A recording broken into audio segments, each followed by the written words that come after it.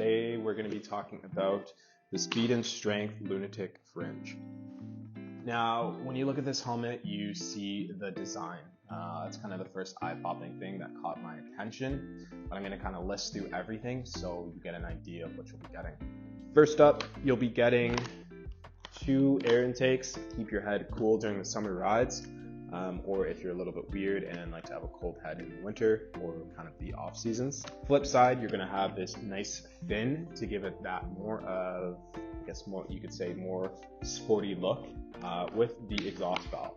So to push all that air out as you're kind of cutting it up on the 401, 412, 407, whatever you want to call it. Inside the box, you're going to get a tinted visor, a clear visor, as well as a pop up and down sun visor. Now for me, I don't like riding at night too much, so yes, I'm going to have a tinted visor over my drop down visor because that's just what feels comfortable to me.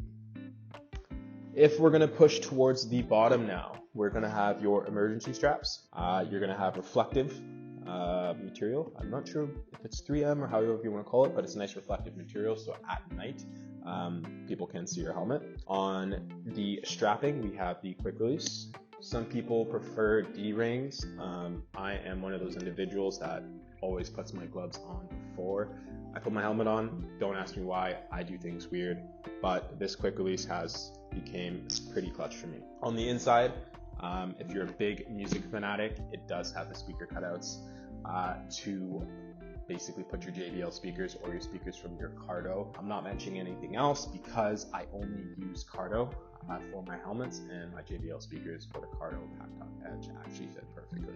Now, with every pro, there's also a con. The only thing that this helmet to me does not have is it's not pin lock ready. Previous helmets I have worn have the pin lock ready, and I think pin lock for riders here in Canada is because we do get some cold nights or cold mornings, and having the pin lock inside your visor, game changer.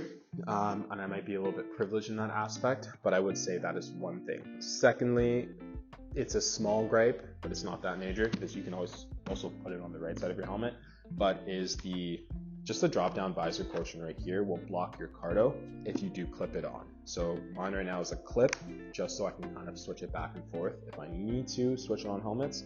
But if you kind of stick it on, you can stick it right there, and it's perfectly fine. Other than those 2 issues, I've had no other concerns with using this helmet. Wind noise, very minimal to me. In addition to the weight is not too heavy. It's actually very comparable to my Scorpion XO-R1. So in that aspect, I have no kind of major gripes there. For new riders, you guys can actually go ahead and get this for a whopping $269.99. And like I mentioned earlier on, that $269.99 is going to get you 2 visors, tinted clear, drop down visor. It's ready for your cons, as well as you get the carrying case, which I believe is pretty standard. It's a ECE and DOT rated helmet. It's not very prevalent that you get a stylish helmet in today's market for that price, and I feel like this will carry me a long way, as this has become my daily helmet for majority of daytime rides and nighttime rides right now. So expect to see a lot more videos of me rocking my Lunatic Fringe helmet. Thanks.